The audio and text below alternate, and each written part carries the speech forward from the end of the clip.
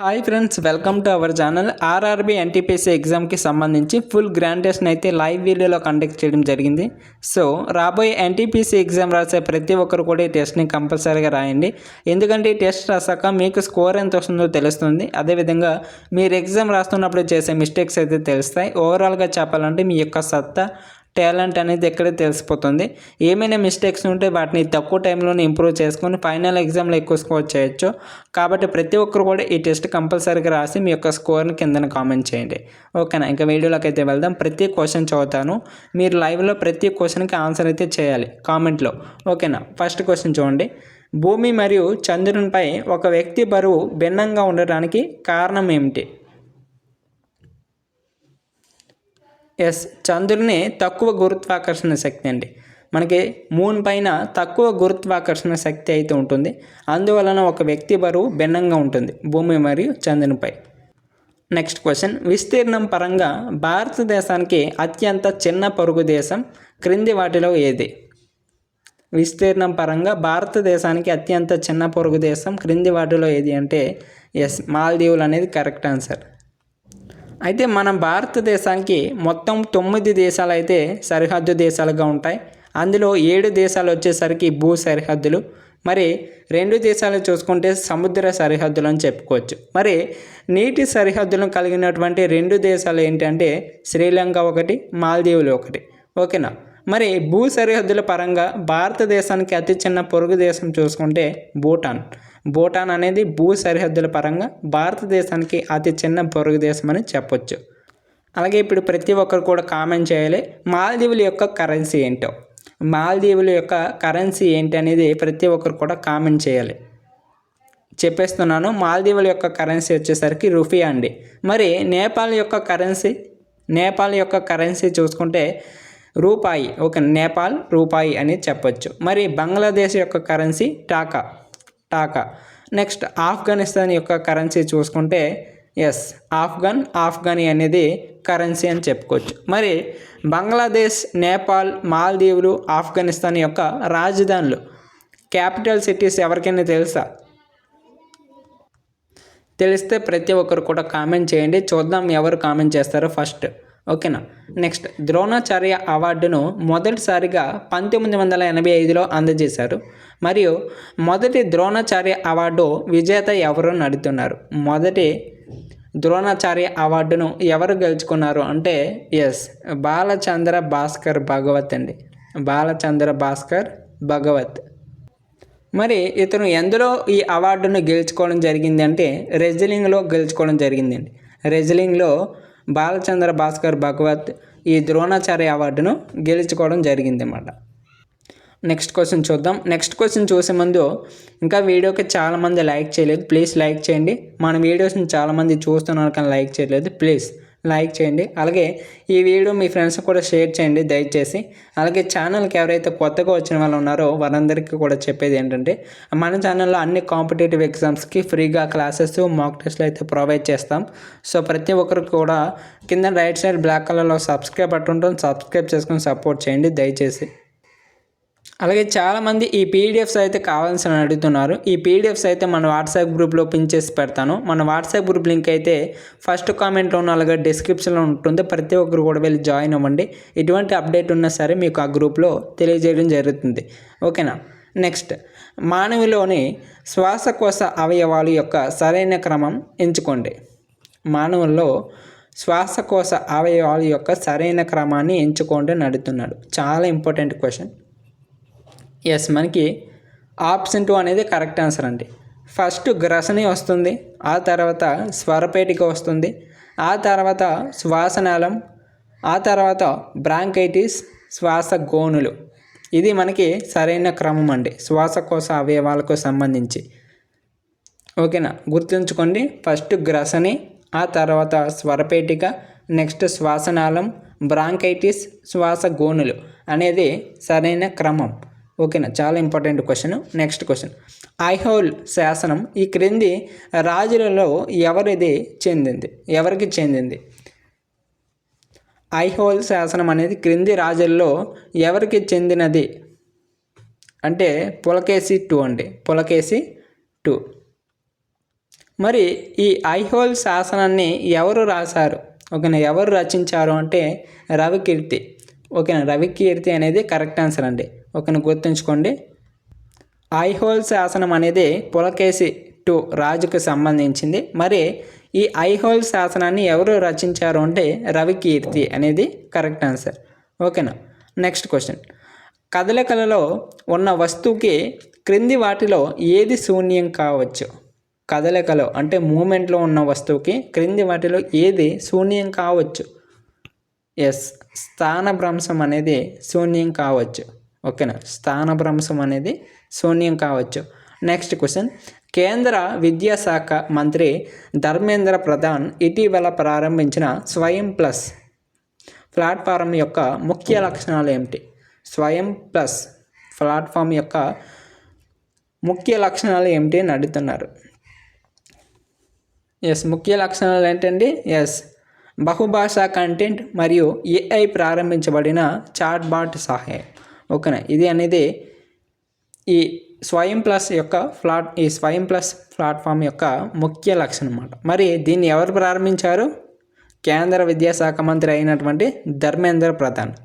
Okay, important, గుర్తుంచుకోండి. Next, అతని మామ జలాల్ ఉద్ దిన్. ఓకేనా, అతని మామ జలాల్ ఉద్ దిన్ ఖిల్జీచే కారా గవర్నర్గా నియమించబడిన అలావుద్దీన్ ఖాల్జీ దక్షిణ భారతదేశంలో దండెత్తిన మొదటి రాష్ట్రం ఏది? అతని మామ జలాల్ ఉద్దీన్ ఖిల్జీ చే కారా గవర్నర్గా నియమించబడిన అలావుద్దీన్ ఖాల్జీ దక్షిణ భారతదేశంలో దండెత్తిన మొదటి రాష్ట్రం వచ్చేసరికి ఎస్, మనకి దేవగిరి. ఓకేనా, దేవగిరి అనేది కరెక్ట్ ఆన్సర్ అండి. ఓకే, నెక్స్ట్ క్వశ్చన్ చూద్దాం. భారత స్వాతంత్ర్యోద్యమం సందర్భంలో ఆ సంవత్సరం జరిగిన సంఘటనతో ఈ క్రింది ఏ సంవత్సరం సరిగ్గా జత చేయబడింది? అంటే ఇక్కడ భారత స్వాతంత్ర ఉద్యమం సందర్భంలో సంవత్సరాలు అలాగే సంఘటనలు అయితే ఇచ్చాడనమాట మ్యాచింగ్. అయితే ఈ మ్యాచింగ్స్లో ఏది సరిగ్గా జత చేయబడింది కరెక్ట్ అని చెప్తున్నాడు. ఎస్, ఆప్షన్ 2 కరెక్ట్ ఆన్సర్ అండి. 1915 మహాత్మా గాంధీ దక్షిణాఫ్రికా నుండి తిరిగి వచ్చారు అనేది సరైనటువంటి జత. ఓకేనా, నెక్స్ట్ క్వశ్చన్. భారతీయ ప్రామాణిక సమయం IST Greenwich mean time GMT కంటే డాష్ కంటే ముందుంది అంటే ఎంత సమయం? ఎస్, 5 గంటల 30 నిమిషాలు. 5 గంటల 30 నిమిషాలు సమయం అనేది ముందుంది. ఓకేనా, నెక్స్ట్ క్వశ్చన్ చూద్దాం. మొక్కల కణజాలంలో సహజంగా సంభవించే హార్మోన్ మరియు సాధారణంగా ఒత్తిడి హార్మోన్ అని పిలుస్తారు.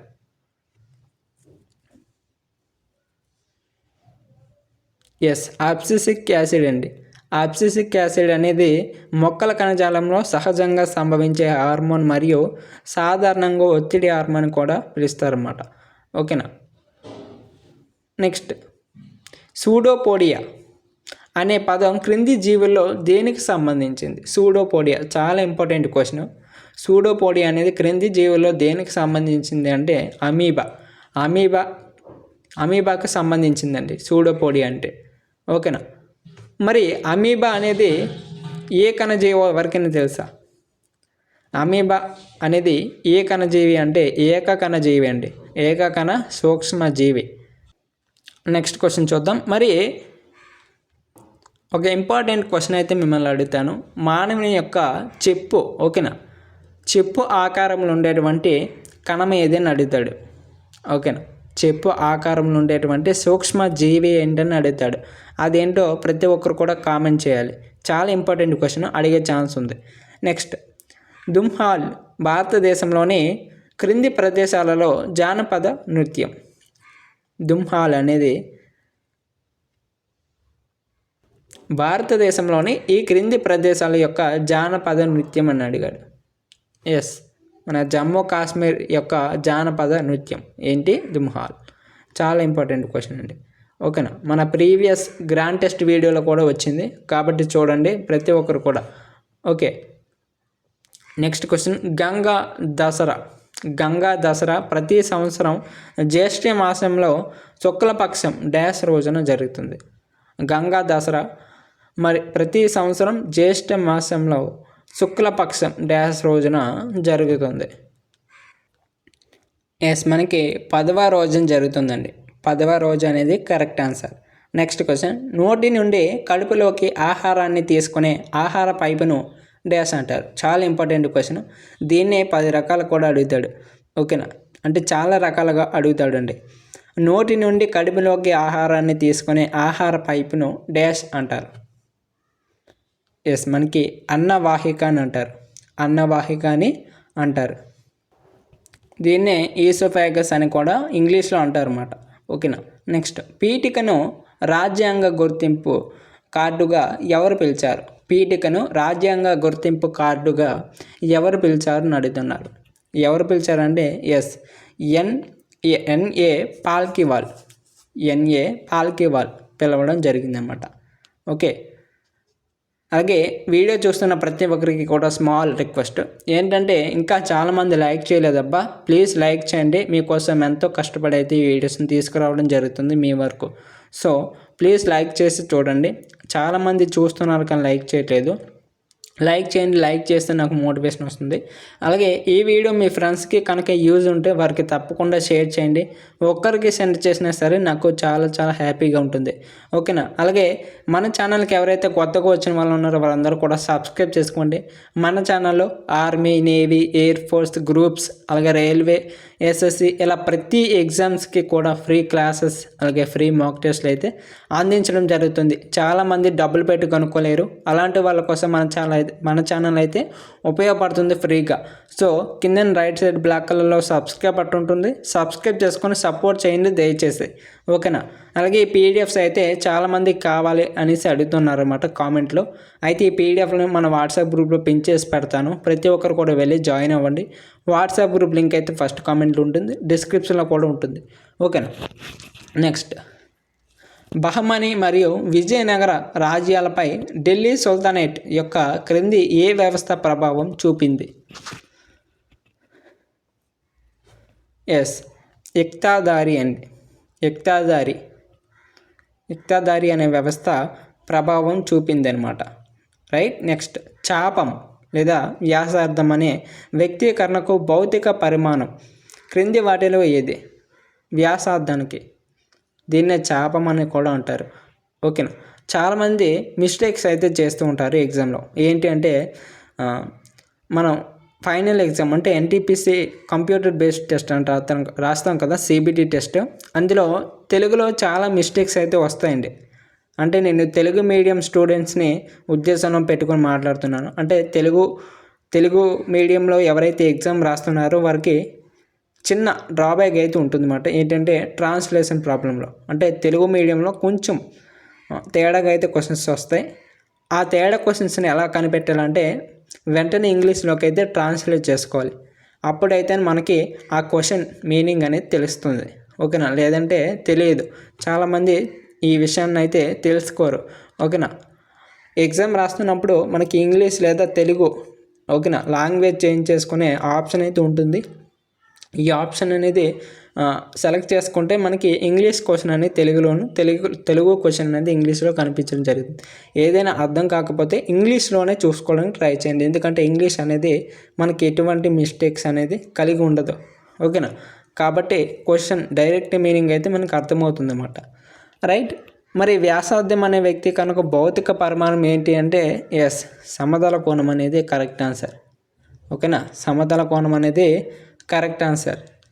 Next question, federation of India micro and small and medium enterprises FISME 2024-25కి అధ్యక్షుడిగా ఎవరు ఏకగ్రీవంగా ఎన్నికయ్యారు? అధ్యక్షుడిగా ఎవరు ఎన్నికయ్యారంటే ఎస్, సందీప్ జైన్ ఎన్నికయ్యారండి. సందీప్ జైన్ ఎన్నికవడం జరిగింది. దీనికి FISME ప్రెసిడెంట్గా. నెక్స్ట్, భారత రాజ్యాంగంలోని ఏ సవరణ చట్టం ఓటింగ్ వయసును 21 నుండి 18 సంవత్సరాలకు తగ్గించింది? చాలా ఇంపార్టెంట్ క్వశ్చన్ అని చెప్పుకోవచ్చు. ఏ రాజ్యాంగ సవరణ చట్టం ఓటింగ్ వయసు అంటే ఓటు వేసే వయసుని 21 సంవత్సరాల నుండి 18 సంవత్సరాలకైతే తగ్గించింది. మనకి అప్పట్లో 21 సంవత్సరాలు ఉంటే కానీ ఓటు వేసే హక్కు అయితే ఉండేది కాదు. కానీ ఇప్పుడు మనకి 18 ఇయర్స్కే వచ్చింది ఈ హక్కు అనేది. మరి ఈ సవరణ చట్టం ఏదైనా అడుగుతున్నాడు ఏంటి అంటే మనకి 61వ సవరణ చట్టం 1989లో వచ్చిందన్నమాట. ఓకేనా, చాలా ఇంపార్టెంట్. నెక్స్ట్, హరప్పా వద్ద 1921-22లో డ్యాష్ క్రింది జరిగిన తవ్వకాలలో మొదటిసారిగా నాగరికత కనుగొనబడింది. మనకి సర్ జాన్ హుబార్డ్ మార్షల్ అనేది. ఓకేనా, సర్ జాన్ హుబార్డ్ మార్షల్ క్రింది జరిగిన తవ్వకాల్లో మొదటిసారి నాగరికత అయితే కనుగొనబడింది, హరప్ప. ఓకేనా. నెక్స్ట్, ఇందిరా ఆవాస్ యోజన నిర్వహణకు ఈ క్రింది వాటిలో ఏ మంత్రిత్వ శాఖ బాధ్యత వహిస్తుంది? ఇందిరా ఆవాస్ యోజన నిర్వహణకు క్రింది వాటిలో ఏ మంత్రిత్వ శాఖ బాధ్యత వహిస్తుంది? మనకి గ్రామీణ అభివృద్ధి మంత్రిత్వ శాఖ అనేది బాధ్యత వహిస్తుందండి. ఓకేనా, గ్రామీణ అభివృద్ధి మంత్రిత్వ శాఖ. అలాగే చాలామందికి చిన్న రిక్వెస్ట్, ఇంకా వీడియోని చాలామంది తక్కువగా చూస్తున్నారు. ప్లీజ్ వాట్సాప్ గ్రూప్లో షేర్ చేయండి, ఇన్వైట్ చేయండి లైవ్కి. ఓకేనా, చాలా తక్కువ మంది చూస్తున్నారు. ప్లీజ్ షేర్ చేయండి వీడియోని, మీ ఫ్రెండ్స్కి చెప్తే వచ్చేస్తారు. ఓకేనా. నెక్స్ట్, వక్రతా కేంద్రానికి వెనక వైపు వస్తువు ఉంచినప్పుడు పుటాకార అద్దం కారణంగా ఏర్పడిన ప్రతిబింబం యొక్క స్వభావం ఏమిటి? వక్రతా కేంద్రం ఉంటుంది కదా, వక్రతా కేంద్రానికి ఈ వెనక వైపు వస్తువు ఉంచినప్పుడు పుటాకారం అద్దం కారణంగా ఏర్పడిన ప్రతిబింబం యొక్క స్వభావం ఏమిటి అని అడుగుతున్నారు. చాలా ఇంపార్టెంట్ క్వశ్చన్. లెన్స్. ఓకేనా, కటకాల నుండి వచ్చినటువంటి క్వశ్చన్ అన్నమాట. ఓకేనా, ఏంటండి? నిజ మరియు విలోమ ప్రతిబింబం. నిజ మరియు విలోమ ప్రతిబింబం అనేది ఏర్పడుతుంది. చాలా ఇంపార్టెంట్ క్వశ్చన్. వస్తువుని ఎక్కడ ఉంచితే ఎటువంటి ప్రతిబింబం ఏర్పడుతుంది, ఏ కటకంలో ఎటువంటి ప్రతిబింబం ఏర్పడుతుంది, అలాగే దాని యొక్క స్వభావం ఏమిటి, ఏ ప్లేస్లో ఉంచితే ఏ ప్లేస్లో ప్రతిబింబం ఏర్పడుతుంది అనేది చాలా ఇంపార్టెంట్. ఈ టాపిక్కి సంబంధించి ఒక్క క్వశ్చన్ అయినా రిపీట్ అవ్వచ్చు, కాబట్టి ఎవరు కూడా మిస్ అవ్వద్దు. ఒకవేళ ఎవరైతే తెలియని వాళ్ళు ఉన్నారో వాళ్ళందరూ కూడా వెంటనే తెలుసుకోండి, లేదంటే రివిజన్ చేసుకోండి చదివిన వాళ్ళు ఉంటే ఆల్రెడీ. ఓకేనా. నెక్స్ట్, క్రింది జంటలలో ఏది చల్లని సముద్ర ప్రవాహాలను సూచిస్తుంది? క్రింది జంటల్లో ఏది చల్లని సముద్ర ప్రవాహాలను సూచిస్తుంది అంటే బెంగుళా మరియు లాబ్రడార్ కరెంట్. బెంగుళా మరియు లాబ్రడార్ కరెంట్ అనేది చల్లని సముద్ర ప్రవాహాలను సూచిస్తుంది. నెక్స్ట్, ఎన్నికల సంఘం ప్రారంభించిన CVIGIL యాప్ యొక్క ప్రాథమిక ప్రయోజనం ఏంటి? ఏంటి అండి? ఆప్షన్స్ చూసి ప్రతి ఒక్కరు కూడా 1 అయితే 1, 2 అయితే 2, 3 అయితే 3, 4 అయితే 4 ఈ విధంగా మీరు ఆన్సర్ చేయాలి. మీరు ఇలా మొత్తం ఈ ఆప్షన్ మొత్తం ఆన్సర్ చేయమనట్లేదు. ఓకే, జస్ట్ ఆప్షన్ నేమ్ అనేది కామెంట్ చేయండి సరిపోద్ది. మీరు ఏ ఎగ్జామ్ రాయకపోతే నెక్స్ట్ కంప్యూటర్ బేస్డ్ టెస్ట్ ఏ విధంగా రాస్తారండి? ఓకేనా, మీరు ఆ ఎగ్జామ్ లాగే ఊహించుకొని అదే ఫైనల్ ఎగ్జామ్, ఇదే ఫైనల్ ఎగ్జామ్ అని ఫీల్ అయ్యి రాయాలి. ఓకేనా, ఎటువంటి ఎగ్జామ్ అయినా ఎటువంటి క్వశ్చన్ అనేది మీరు డీల్ చేసే విధంగా ఉండాలి. కానీ మీరు ఆన్సర్ చేయకపోతే ఎలా? ఆన్సర్ ఏంటి? ఎన్నికల కోడ్ ఉల్లంఘనలను నివేదించడానికి ప్రజలను అనుమతించడం అనేది ఈ యాప్ యొక్క ప్రధాన లక్ష్యం అన్నమాట. ఓకేనా, ప్రయోజనం. నెక్స్ట్, ప్రసిద్ధ లక్నో ఘరానాకు చెందిన భారతీయ శాస్త్రీయ నృత్య రూపం ఏది అడుగుతున్నాడు? ప్రసిద్ధ లక్నో ఘరానాకు చెందిన భారతీయ శాస్త్రీయ నృత్య రూపం ఏంటి అంటే కథక్ అనేది కరెక్ట్ ఆన్సర్. రైట్. నెక్స్ట్, క్రింది పాలకంలో విక్రమశిల విశ్వవిద్యాలయాన్ని ఎవరు స్థాపించారు? విక్రమశిల విశ్వవిద్యాలయం చాలా ఇంపార్టెంట్ క్వశ్చన్. ఎవరండి? ధర్మపాల స్థాపించడం జరిగింది. ఓకేనా. Next question, March 2024లో French open super 750లో తమ రెండవ పురుషుల డబుల్స్ కిరీటాన్ని ఏ భారతీయ బ్యాడ్మింటన్ క్రీడాకారులు గెలుచుకున్నారు?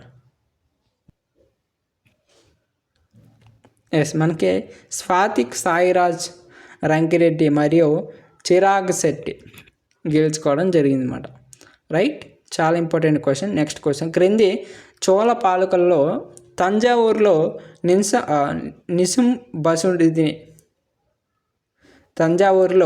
నిసుం బసుదిని అమ్మవారి ఆలయాన్ని ఎవరు నిర్మించారు? క్రింది చోళ పాలకుల్లో తంజావూరులో ఉన్నటువంటి నిసుం బసుదిని అమ్మవారి యొక్క ఆలయాన్ని ఎవరు నిర్మించారని అడుగుతున్నారు. ఎవరండి? ఎస్, విజయాలయ పాలకుల్లో విజయాలయ నిర్మించడం జరిగిందండి. ఈ యొక్క నిజం బసుద్దిని అమ్మవారి యొక్క ఆలయాన్ని ఎవరు నిర్మించారు? విజయాలయ. నెక్స్ట్ క్వశ్చన్, ఛత్రపతి శివాజీ మహారాజ్ పరిపాలనా మండలిని ఏమని పిలుస్తారు? ఛత్రపతి శివాజీ మహారాజ్ పరిపాలనా మండలిని ఏమని పిలుస్తారు అంటే ఎస్, అష్టప్రధానులు అని పిలుస్తారండి. అష్టప్రధానులని పిలవడం జరుగుతుంది. Next question, Pranab my father a daughter remembers పుస్తక రచయిత ఎవరు? Pranab my father a daughter remembers పుస్తక రచయిత ఎవరు అంటే శర్మిష్ఠా ముఖర్జీ అండి. శర్మిష్ఠా ముఖర్జీ అనేది correct answer. Right. Next question, March 2024లో జార్ఖండ్ గవర్నర్గా పనిచేయడంతో పాటు తెలంగాణ గవర్నర్ మరియు పుదుచ్చేరి లెఫ్టినెంట్ గవర్నర్గా ఎవరికి అదనపు బాధ్యతలు అప్పగించారు? ఎస్, సిపి రాధాకృష్ణన్కి అప్పగించడం జరిగింది అన్నమాట. రైట్. నెక్స్ట్, ముస్లింలకు ప్రత్యేక ఎలక్టోరేట్ను దేని ద్వారా ఏర్పాటు చేశారు? ముస్లింలకు ప్రత్యేక ఎలక్టోరేట్గా దేని ద్వారా ఏర్పాటు చేశారంటే ఎస్, మనకి మోర్లీ మింటో సంస్కరణలు 1909 ద్వారా ఏర్పాటు చేయడం జరిగింది. ఓకేనా. నెక్స్ట్, రుయా గోల్డ్ కప్ క్రింది ఏ క్రీడతో అనుబంధించబడింది? అంటే రుయా గోల్డ్ కప్ అనేది ఏ క్రీడకు సంబంధించింది అంటే ఎస్, మనకి బ్రిడ్జ్ ఆటకు సంబంధించింది అన్నమాట. ఓకేనా. నెక్స్ట్, హైదరాబాద్ స్థాపకుడు కమర్